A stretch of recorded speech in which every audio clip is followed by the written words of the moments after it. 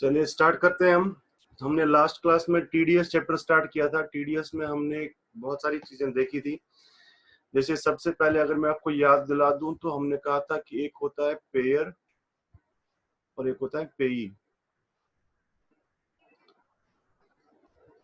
अब TDS chapter में हमें किस चीज पे ज्यादा फोकस करना होता है, तो हमने कहा था कि अगर जो भी पेमेंट्स पेयर के द्वारा पेई को जाती हैं उस पे हमें टीडीएस लगाना होता है। और टीडीएस कौन लगाता है? टीडीएस हमेशा पेयर लगाएगा। पेयर की रिस्पॉन्सिबिलिटी होती है टीडीएस से रिलेटेड। पेई का हमने कहा था कि एक ही चीज होता है, इसको जो भी अपना अमाउंट है ये ग्रॉस अमाउंट शो करना होता है। ये अपनी इनकम, मान लीजिए अगर पेयर के द्वारा इसको 1 लाख रुपए मिला है, 1 लाख रुपए मिला है और इसमें 10% सपोज टीडीएस कटा हुआ है, तो क्या होता है? पेई के खाते में सिर्फ 90,000 रुपीज आ जाते हैं। तो पेई को सरकार ने कहा है कि तुम अपनी इनकम को 90,000 नहीं दिखाना, तुम पूरी ग्रॉस इनकम दिखाना 1 लाख रुपए की। और बाद में जब तुम्हारा टीडीएस ये टैक्स लायबिलिटी आ जाएगा, टैक्स लायबिलिटी, उसमें से फॉर एग्जांपल अगर आपका टैक्स लायबिलिटी आ जाता है, अगर आपका टैक्स लायबिलिटी आ जाता है फॉर एग्जांपल 12,000 रुपए, एग्जाम्पल ले रहा हूं मैं, अगर टैक्स लायबिलिटी 12,000 रुपए आ जाता है तो क्या करना पड़ेगा? पेई को सरकार ने कहा है कि आपको एडजस्ट करने को मिलेगा। आप इसमें लिखना यहाँ पे माइनस टीडीएस पे पेड। जो ऑलरेडी सरकार के पास आपका 10,000 रुपए जमा है, वो 10,000 रुपए फिर बाद में आपको सिर्फ 2,000 रुपए का टैक्स पेबल हो जाएगा।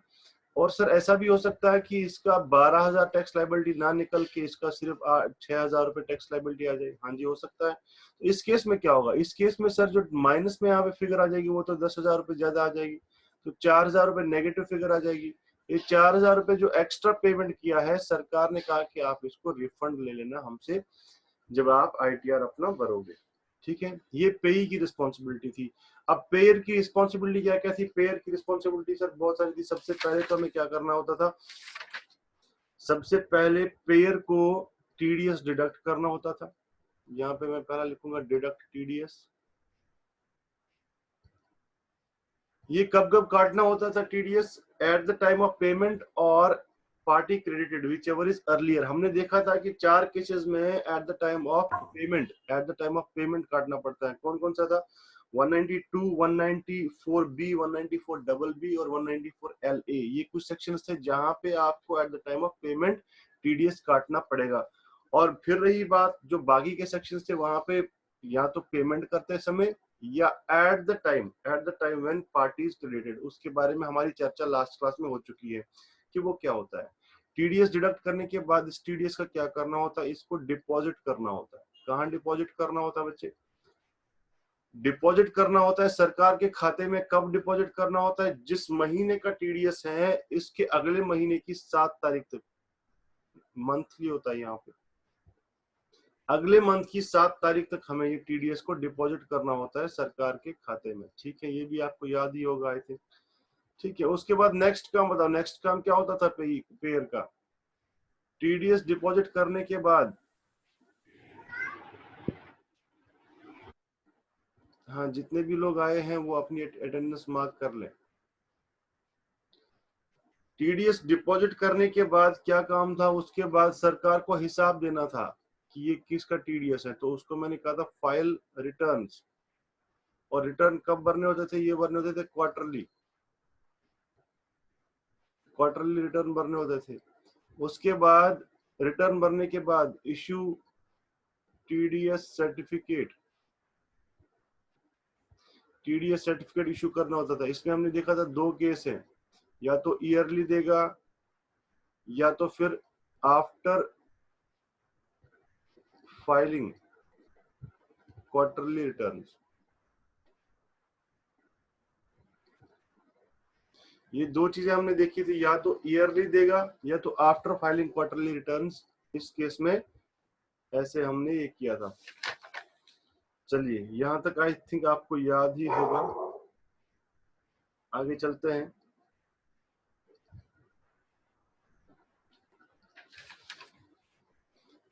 सेक्शन हमने जो आपके साथ किए थे, आई थिंक सेक्शन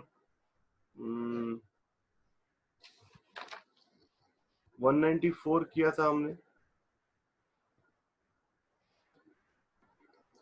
194 किया था हमने, नहीं 194 नहीं किया था, 194 नहीं किया था हमने। कौन सा किया था? 194 बी किया था, 194 बी। और हमने किया था 194 डबल बी। लास्ट क्लास की बात कर रहा हूँ। 194 बी और 194 डबल बी। एक हमने 206 डबल ए भी निपटा लिया था साथ साथ में। 194 डी भी निपटाया था,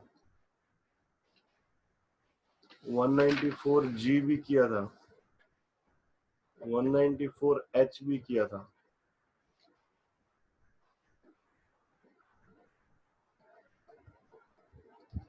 वन 194 आई ये भी किया था।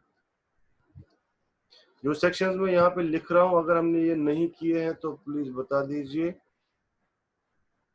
मेरे हिसाब से ये सारे हम कर चुके हैं। चलिए, तो आज जो सेक्शन, एक हमने एक और सेक्शन किया था,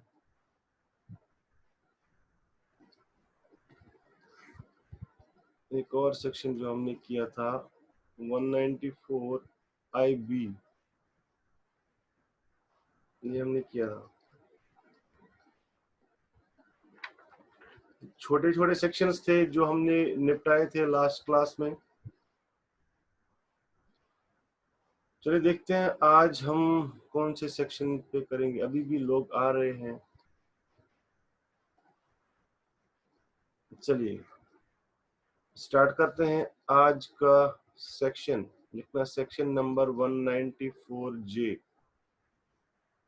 194 जे क्या कहता है? ये कहता है fees for professional. I think हमने ये भी किया था। चलो अब हमने लिख ही दिया है तो कोई बात नहीं है। Professional services, fees for professional services या टेक्निकल सर्विसेज,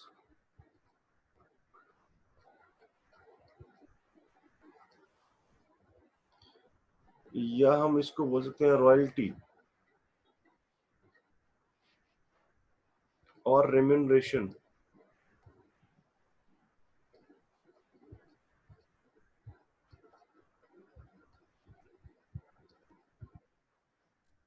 और फीस और कमीशन पेएबल टू डायरेक्टर्स।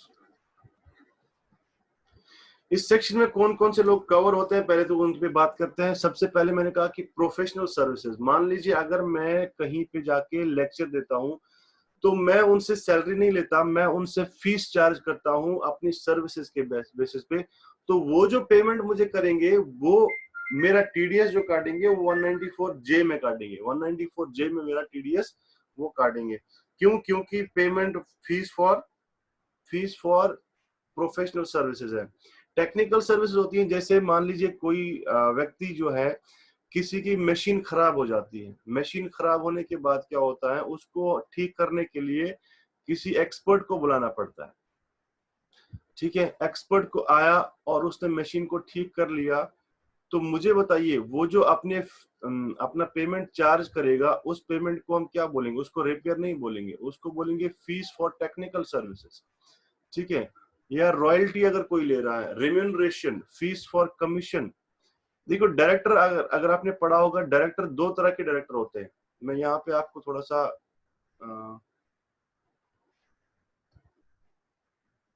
इसके बारे में बता देता हूँ। डायरेक्टर जो होते हैं ये दो तरह के होते हैं। एक होता है फुल टाइम डायरेक्टर। कंपनी में जितने भी डायरेक्टर होते हैं ये दो तरह के हो सकते हैं, एक फुल टाइम और एक होता है part time. Full time director जो है उसकी बात यहाँ पे नहीं हो रही है, ये कंपनी से सैलरी लेता है, ठीक है, और इसको एज एम्प्लॉय ट्रीट किया जाता है। और पार्ट टाइम डायरेक्टर जो होता है इसको हम सिटिंग फीस देते हैं, सिटिंग फीस। ये एम्प्लॉय नहीं होता है, एम्प्लॉय नहीं होता ये।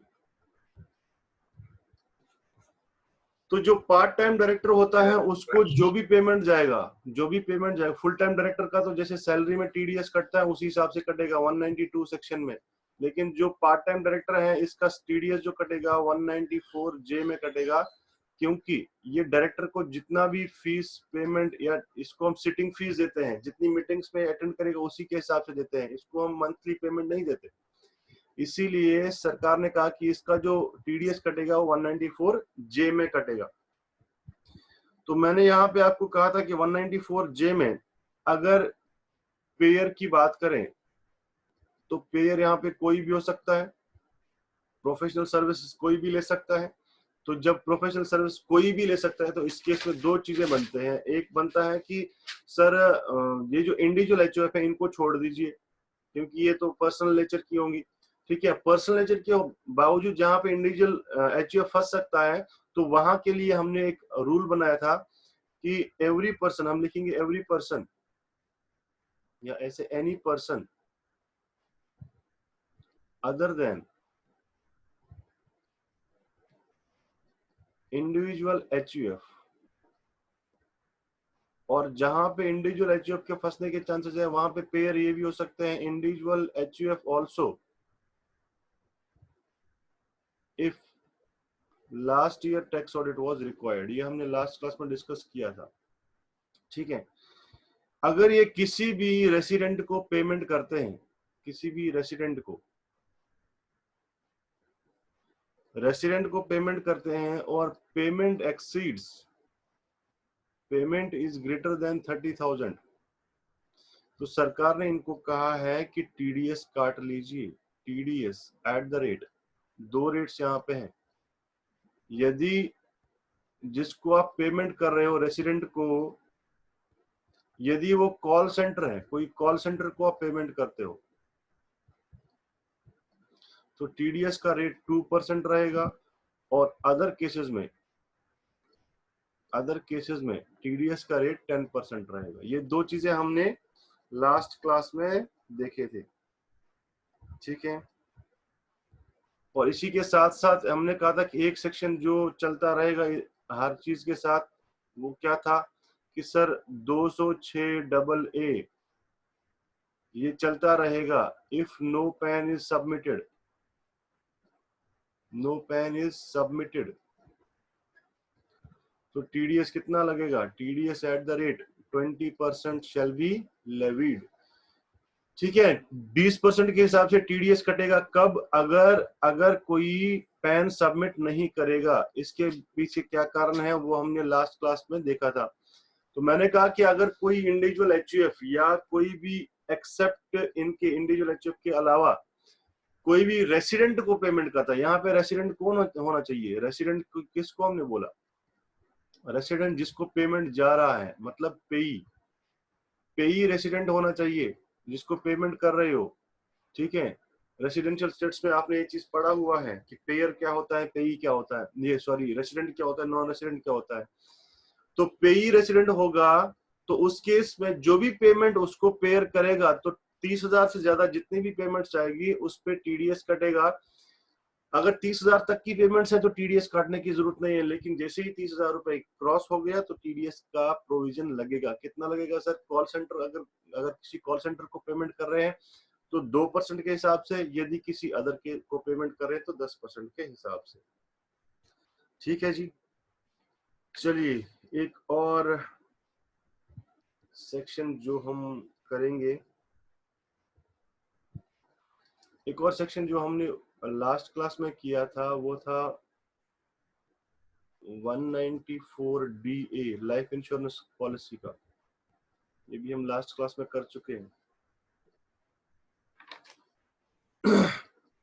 इंपॉर्टेंट सेक्शन जो मैं अब कराने जा रहा हूं, लिखना सेक्शन 194C, सेक्शन 194C, इसमें एग्जामिनर बहुत बार फंसाने की कोशिश करता है।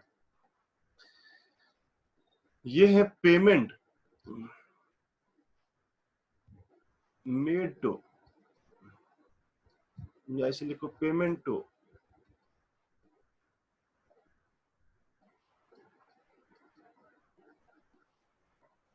कॉन्ट्रैक्टर्स और सब कॉन्ट्रैक्टर्स। पेमेंट किसको दिया जा रहा है? कॉन्ट्रैक्टर या सब कॉन्ट्रैक्टर को पेमेंट किया जा रहा है।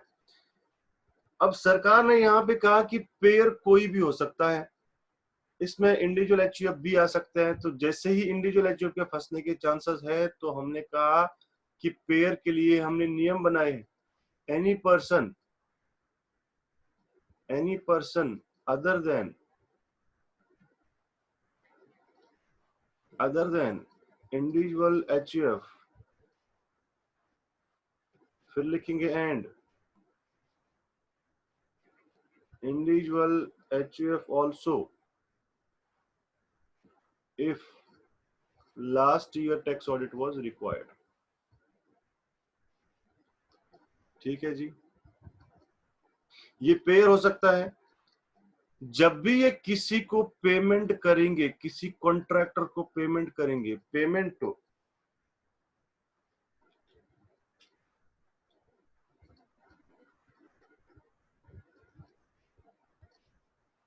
ये किसी कॉन्ट्रैक्टर को पेमेंट करेंगे, payment for carrying out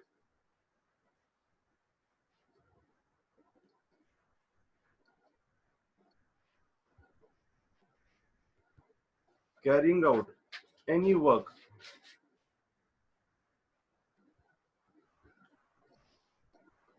including labor supply,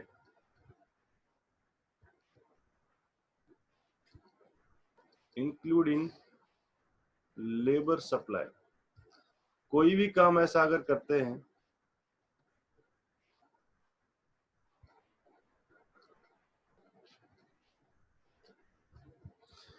तो उस केस में क्या करेंगे बताओ? पेई यहाँ पे कौन होगा?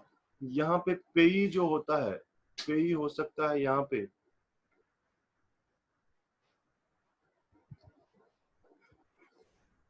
कॉन्ट्रैक्टर या सब कॉन्ट्रैक्टर।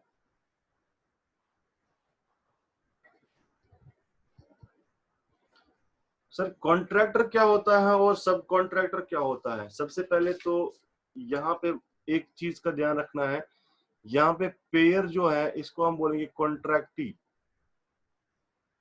कॉन्ट्रैक्ट देने वाले को हम यहाँ पे कॉन्ट्रैक्टी बोलते हैं, और जिसको हम कॉन्ट्रैक्ट देते हैं उसको कॉन्ट्रैक्टर बोलते हैं। वो कॉन्ट्रैक्टर आगे किसी और को कॉन्ट्रैक्ट में देता है तो उसको सब कॉन्ट्रैक्टर बोलेंगे। अब तुम या मैं एक पेयर हूं, कॉन्ट्रैक्टी हूं, तो मैं जब पेमेंट करूंगा किसी कॉन्ट्रैक्टर को या उसके किसी सब कॉन्ट्रैक्टर को, तो ये सेक्शन 194C का मुझे ध्यान रखना पड़ेगा। ठीक है, मुझे यहाँ पे टीडीएस जो काटना पड़ेगा, टीडीएस किस रेट से काटना पड़ेगा? सरकार ने कहा यहाँ पे 2 रेट है। पहला, इफ सिंगल पेमेंट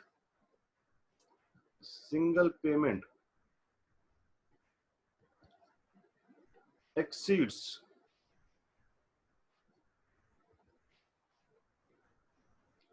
₹30,000।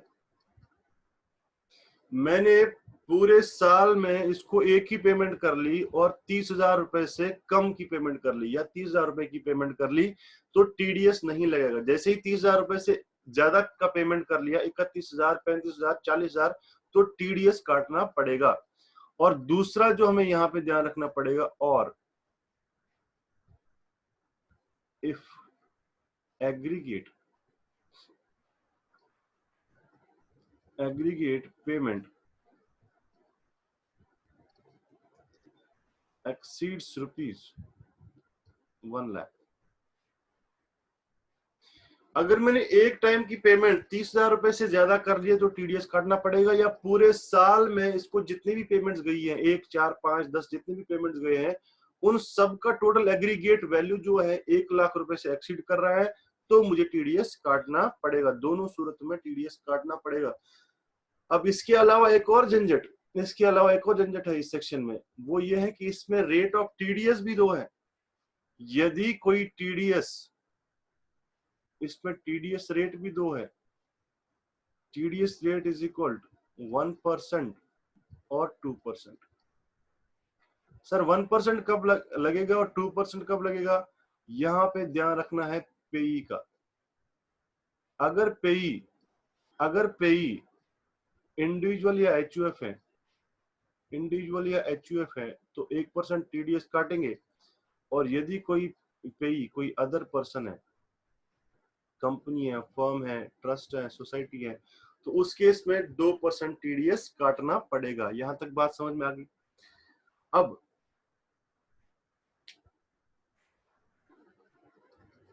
यहां पे जो हमने डिस्कशंस किए, हमने सबसे पहले 194C में देखा था। मैंने कहा था इंपॉर्टेंट सेक्शन है, ध्यान से सुनिएगा। 194C में पेमेंट अगर हम किसी कॉन्ट्रैक्टर को या सब कॉन्ट्रैक्टर को कर रहे हैं, ठीक है, पेयर को हम बोलेंगे कॉन्ट्रैक्टी और पेयर को बोलेंगे कॉन्ट्रैक्टी और पेई को बोलेंगे कॉन्ट्रैक्टर या सब कॉन्ट्रैक्टर जिसको पेमेंट जा रहा है। सर कितना टीडीएस काटना पड़ेगा? सर अगर पेई मतलब कॉन्ट्रैक्टर या सब कॉन्ट्रैक्टर, अगर वो इंडिविजुअल एचयूएफ है तो 1% टीडीएस कटेगा, कोई अदर पर्सन है तो 2% टीडीएस कटेगा। और कब टीडीएस काटना पड़ेगा? टीडीएस की लायबिलिटी कब अराइज होगी? यदि कोई सिंगल पेमेंट 30,000 रुपए से एक्सीड कर गया तो टीडीएस काटना पड़ेगा। या आपके पूरे साल में टोटल पेमेंट्स एग्रीगेट करके मिला के 1 लाख रुपए को एक्सीड कर रहे हैं तो टीडीएस काटना पड़ेगा। चलिए मैं एक एग्जांपल लेता हूं तो आप मुझे बताएंगे टीडीएस काटना है कि नहीं काटना है। एग्जांपल यहाँ पे समझाने के लिए एग्जांपल है, इस सेक्शन को समझने के लिए। XYZ लिमिटेड जो है एक कंपनी है, इसने मेक्स फॉलोइंग पेमेंट्स।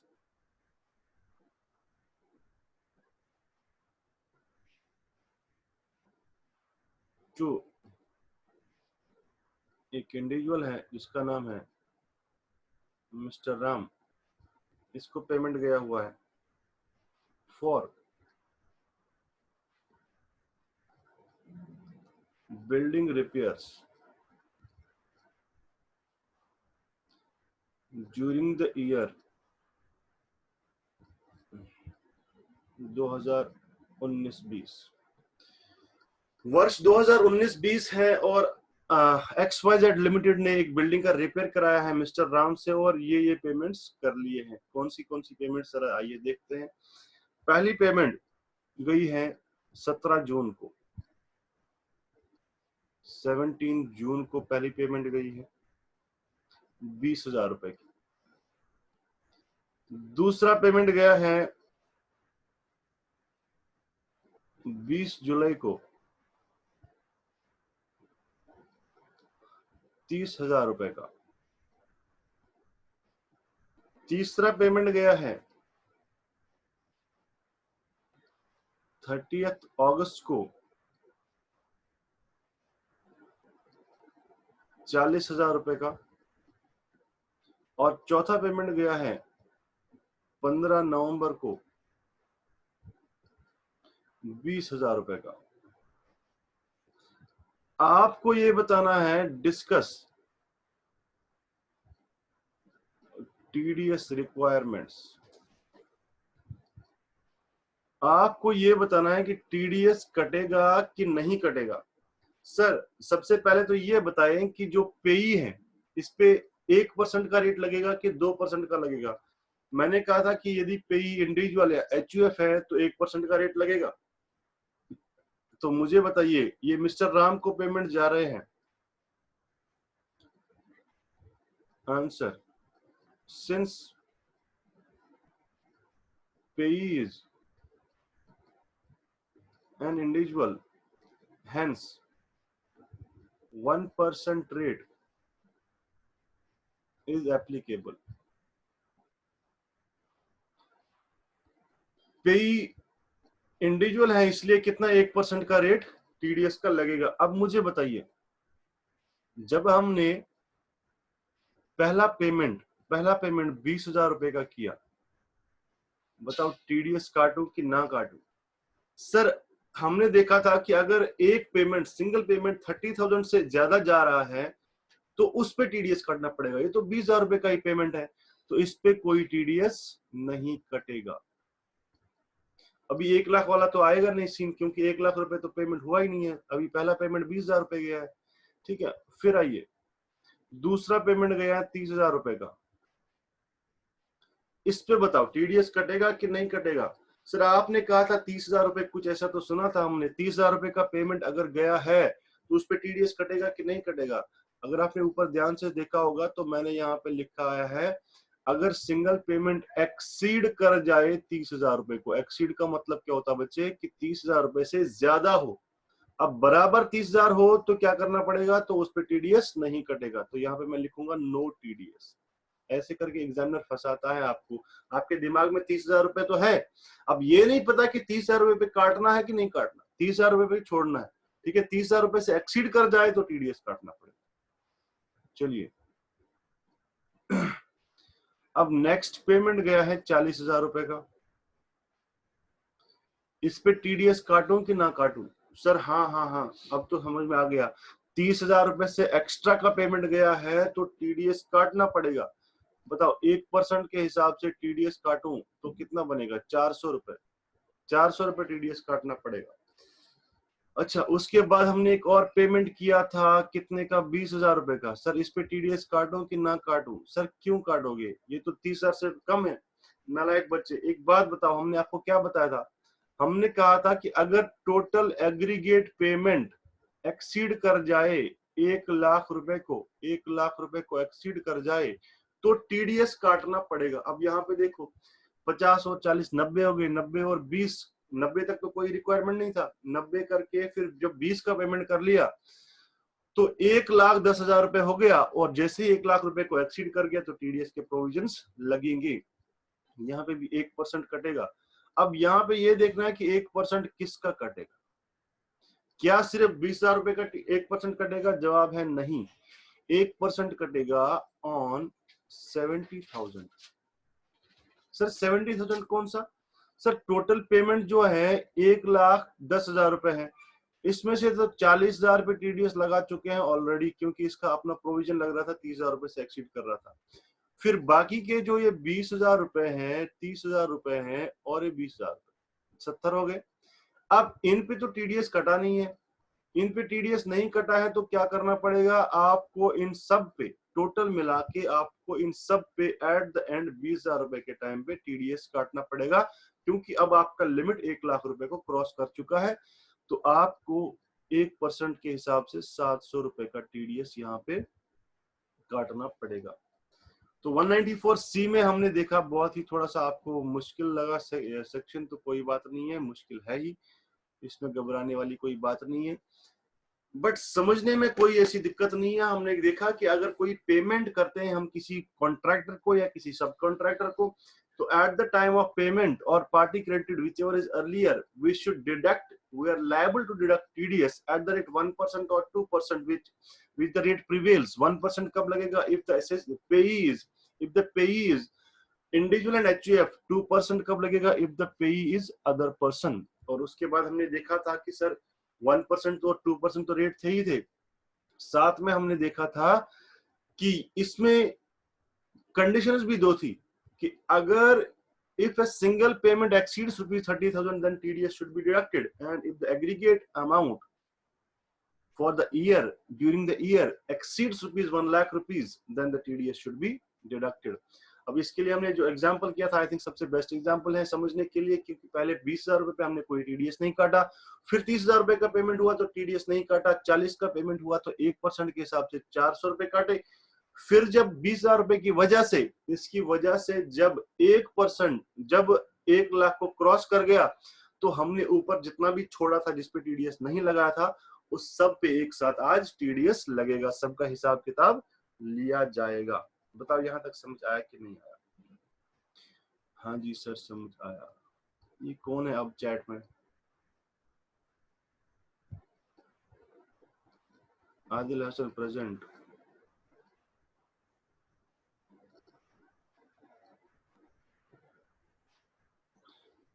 कुछ लोग आते हैं जैसे मीटिंग खत्म होने वाली होती है, उनको पता होता है कि बस अटेंडेंस मार्क कर लें, निकल लेते हैं, निपटा लेते हैं, हमें क्या लेना देना है किसी से। ऐसे भी बच्चे हैं, नालायकों की कमी थोड़ी है दुनिया में, एक से एक मिल जाते हैं। चलिए, ये था सेक्शन 194C, और 194C के बाद हमने एक और सेक्शन देखना है।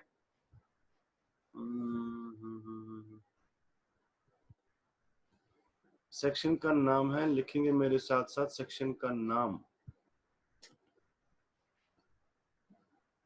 Section 194A।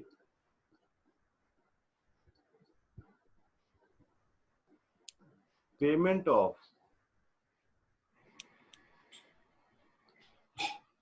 ऑफ इंटरेस्ट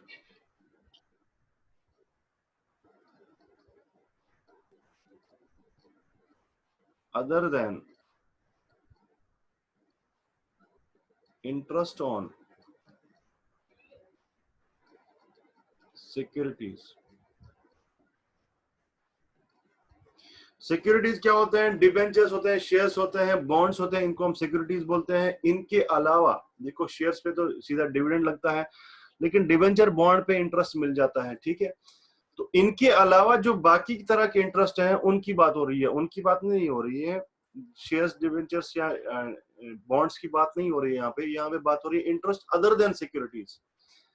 तो यहाँ पे कोई भी व्यक्ति पेमेंट कर सकता है, कोई भी व्यक्ति पेमेंट कर सकता है, किसी को भी कर सकता है। मान लीजिए मैंने आपसे लोन लिया है, तो मैं जब पेमेंट करूंगा तो मैं इंटरेस्ट का भी अमाउंट आपको दे दूंगा। या मैंने बैंक से लोन लिया है, तो जब मैं पेमेंट करूंगा तो बैंक को भी इंटरेस्ट दे दूंगा। या बैंक में मैंने अपने डिपॉजिट कर दिया है, तो बैंक जब मुझे पैसा दे देगा तो मेरे को इंटरेस्ट भी दे देगा, ठीक है। उस इंटरेस्ट की बात हो रही है। तो यहाँ पे पेयर कोई भी हो सकता है, जहाँ पे पेयर कोई भी हो सकता है, वहां के लिए हमने आपको एक चीज बताया था कि यहाँ पे क्या आ जाएगा, any person other than individual HUF and individual HUF also if last year tax audit was required। Last year tax audit कब रिक्वायर्ड होता था? हमने कहा था कि अगर कोई बिजनेसमैन है तो 2 करोड़ रुपए से एक्सीड कर गया, या 50 लाख रुपए से,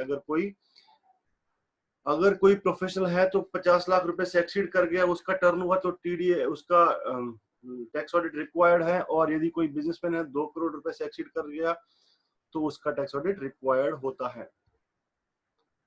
अगर इनमें से किसी ने पे कर लिया इंटरेस्ट टू एनी रेसिडेंट, यहाँ पे ध्यान रखना है रेसिडेंट कौन है, पेई रेसिडेंट होना चाहिए, एक्सीडिंग रुपीज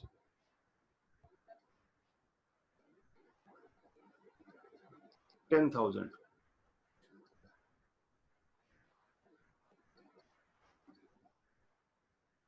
अगर यहाँ पे आपको ध्यान देना पड़ेगा, सबसे पहले तो ये बताइए, ये इंटरेस्ट मेनली कौन पे करते हैं? ये करते हैं बैंक, ये करते हैं कोऑपरेटिव बैंक, या कोई पोस्ट ऑफिस। अगर इनमें से किसी ने इंटरेस्ट पे किया किसी रेसिडेंट को, और इंटरेस्ट का अमाउंट 10,000 रुपए से ज्यादा हुआ, तो TDS काटना पड़ेगा। Eight the rate 10%। कितना रेट से? 10% के हिसाब से। अब इसमें सरकार ने चेंज किया और कहा कि जो सीनियर सिटीजन इनकी आखिर में कमाई कुछ नहीं होती है, तो ये इंटरेस्ट से ही गुजारा कर लेते हैं।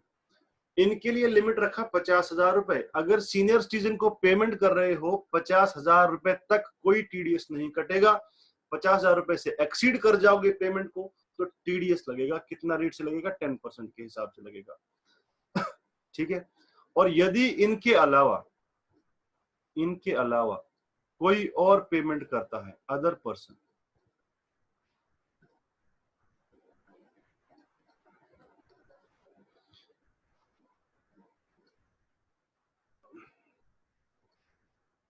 और पेमेंट एक्सीड हो रही है ₹5,000 से, 5,000 रुपए से ज्यादा का इंटरेस्ट आपने दे दिया तो टीडीएस काटना पड़ेगा। दोनों केसेस में टीडीएस काटना पड़ेगा। कितना टीडीएस का रेट है? टीडीएस का रेट है, TDS at the rate 10% should be deducted. तो मैंने यहाँ पे आपको कहा 194A में हमने देखा कि अगर आपने कोई इंटरेस्ट पे कर दिया है, किसी सिक्योरिटीज के अलावा कोई भी इंटरेस्ट आपको पे करना है, तो उस इंटरेस्ट पे टीडीएस कटेगा। पहले तो ये देखें सर, पेयर कौन है? पेयर यहाँ पे कोई भी हो सकता है, any person other than individual HUF and individual HUF also if last year tax audit was required. और यदि ये किसी रेसिडेंट को पेमेंट करते हैं, रेसिडेंट कौन? रेसिडेंट मतलब यहाँ पे पेई। रेसिडेंट कौन है यहाँ पे? रेसिडेंट मतलब पेई, जिसको पेमेंट जाएगा। अगर ये रेसिडेंट है, नॉन रेसिडेंट के केस में मैंने कहा था 195 सेक्शन लगता है, आपको याद होना चाहिए। नॉन रेसिडेंट का एक ही सेक्शन है 195। ठीक है, मैंने कहा कि अगर रेसिडेंट को पेमेंट जा रहा है तो 194A लगेगा, और यदि किसी नॉन रेसिडेंट को पेमेंट जाएगा तो 195 लगेगा। 194A कहता है कि यदि कोई आपने इंटरेस्ट का पेमेंट कर लिया रेसिडेंट को, और पेयर यहाँ पे बैंक, कोऑपरेटिव बैंक या पोस्ट ऑफिस है, तो 10,000 या 50,000 रुपए की लिमिट रहेगी। 10,000 नॉर्मल केस में, 50,000 रुपए कब? सीनियर सिटीजन के केस में। और या किसी अदर केस में, यहाँ पे अदर पर्सन के, यहाँ मैं साथ में लिखूंगा अदर केस, किसी बाकी केस में अगर आपने यहाँ पे पेमेंट कर लिया, जहां पे पेयर बैंक नहीं है, कोऑपरेटिव बैंक नहीं है, पोस्ट ऑफिस नहीं है, मान लीजिए एक इंडिविजुअल दूसरे इंडिविजुअल को क्या दे रहा है? इंटरेस्ट दे रहा है, तो उस केस में क्या देखना पड़ेगा? 5,000 रुपए का लिमिट है। 5,000 रुपए से ज्यादा का आपने इंटरेस्ट पे कर दिया है तो टीडीएस काटना पड़ेगा। कितने रेट से? 10% के हिसाब से। और यदि कोई बैंक, कोऑपरेटिव बैंक या पोस्ट ऑफिस किसी रेसिडेंट को पेमेंट करता है और अमाउंट 10,000 रुपए से ज्यादा है तो टीडीएस कटेगा 10% के हिसाब से, और अमाउंट 10,000 रुपए या 50,000 रुपए से कम है तो टीडीएस नहीं कटेगा। यहां तक बात समझ में आ गई? ओके जी। ये वाली मीटिंग एंड होने वाली है, तो कृपया नेक्स्ट मीटिंग में ज्वाइन कर लें जल्दी से जल्दी, और वेट ना करें।